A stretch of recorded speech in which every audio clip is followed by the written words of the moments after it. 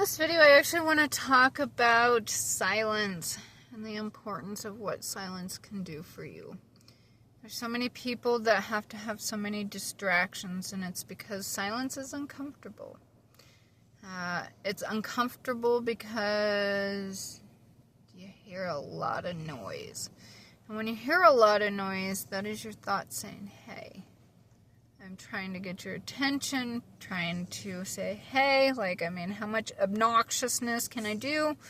You're not hearing me. You're turning on music. You're watching your phone. You're, in your social media, your TV, your movies, whatever's going on in your life. And then you get your regular life, your kids, your work, your spouse, and then we get external. You always have something, some kind of distractions. And what happens is people don't process. I think that's intentional.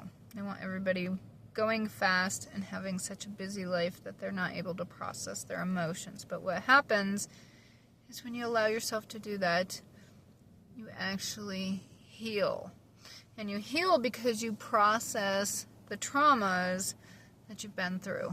And so I'm going to give you an example for myself. But silence. Best thing you can do. Now, a lot of people think, I just can't just sit there. But the thing is you don't have to just sit there. You literally just have to be... Okay, so for myself, I'm very ADHD. So for me, I need stimulation sometimes. So meditation, yes. Relaxation, regulate the nervous system.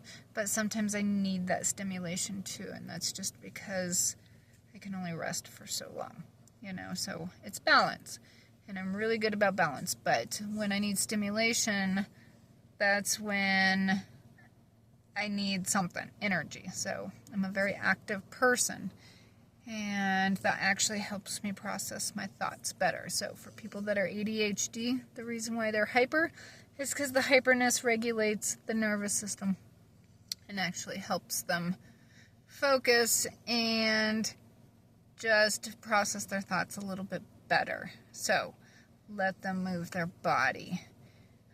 In my case, I have to. So sometimes I like that downtime. Sometimes I like that busy time. When I'm healing, I actually like both, balance. And that's when I can do something that's mindless. So something like folding laundry. Doesn't take a lot of process to fold laundry. It's kind of routine, kind of normal, no big deal. We have to fold laundry. How about something like washing dishes, okay? Other than maybe stacking them or, I suppose because I don't use a dishwasher. I am very old-fashioned when it comes to that, and I still prefer doing hand dishwashing. So, dishwashing, if you're that, whatever it works for you. So, easy tasks that don't take a lot of mind power help you listen to your silence. So don't play music, don't watch TV, don't do anything while you're doing those small tasks, because that's when stuff resurfaces.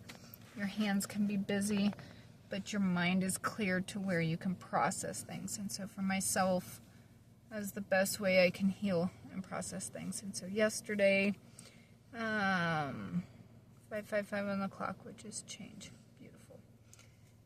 Perfect for this video. Yesterday, okay, I was doing a mindless task and was super easy, just kind of autopilot routine, no big deal. And I had no music playing, no phone, no distractions, nothing going on, just this small task. And I had a memory resurface, and it was something that I had a trauma that part of it I didn't realize it was affecting me because I didn't remember a whole lot of it. But then when this memory resurfaced is what allowed me to process and allowed me to actually realize where a lot of my trauma stems from. And of course, a lot of trauma. And I have gone strides in healing the trauma, but it's in your nervous system, it's in your cellular memory. Not just your thoughts. That's why psychotherapy is just not super effective. You really gotta work the body, you gotta work the nervous system. There's many different things, frequencies, vibrations. It's all important. But the most important is sitting in your thoughts. And that's where it's healed the very best for me. All those things, you can do them all. But where it's the very most effective is sitting in your thoughts. And so doing something mindless, something easy. I have a memory resurface on a trauma that was for myself, between the ages of 3 and 4. And so in this time, I was almost abducted out of an airport. And so this is something I don't have a whole lot of memory of, but I do have quite a bit of memory. And so the memory that I have is being there. I remember there being a ton of people, just kind of chaos everywhere. Everybody's going every direction in a hurry. Of course, they're trying to catch their flight and, whatever's going on. I didn't know. Again, I'm between the ages of 3 and 4, but all I can remember is how exciting it was to be on the escalator. And so this is not one that went up and down. This is one that just stayed flat on land, but it helped people get from point A to point B much faster. And so I remember being on the escalator. I remember it so vividly. Being on the escalator and thinking how much fun it was as I look up and see crazy people everywhere, just going every direction.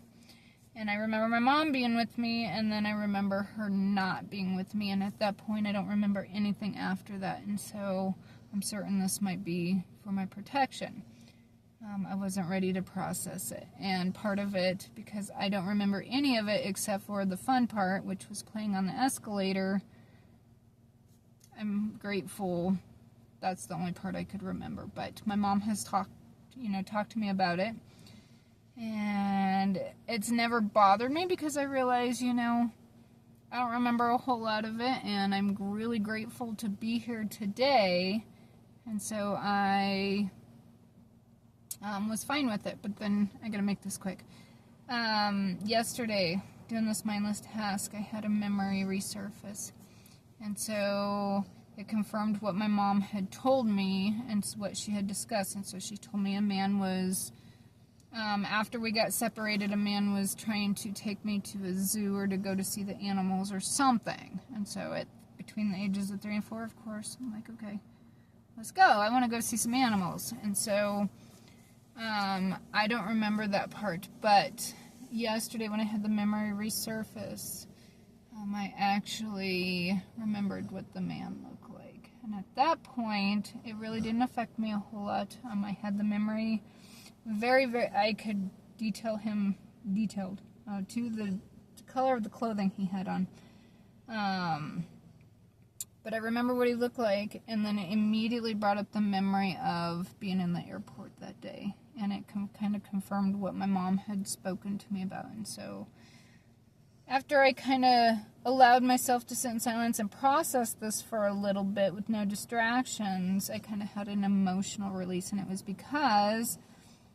not just that, I didn't have a lot of memory of that, but bits and pieces, but how grateful I am to be here today. So part of my emotional release was that, but then it made me realize some of my subconscious anger that I felt and I didn't realize throughout my life was not feeling protected. And so it allowed me to not just process, but also make peace with not just being grateful. He wasn't effective. I am still here today. When children are abducted out of airports, that means you could be going anywhere. I may not even be in the same country, and I don't even want to even think about what could have happened. All these poor children. I would have been one of them, but they did not succeed. They stopped him at the door, and I'm here today. So part of my emotional release was that. But the other part was understanding that subconscious feeling of not feeling protected and how it's affected me throughout my whole life. So I was able to process and make peace with that part also. And it was all because I allowed myself to sit in silence.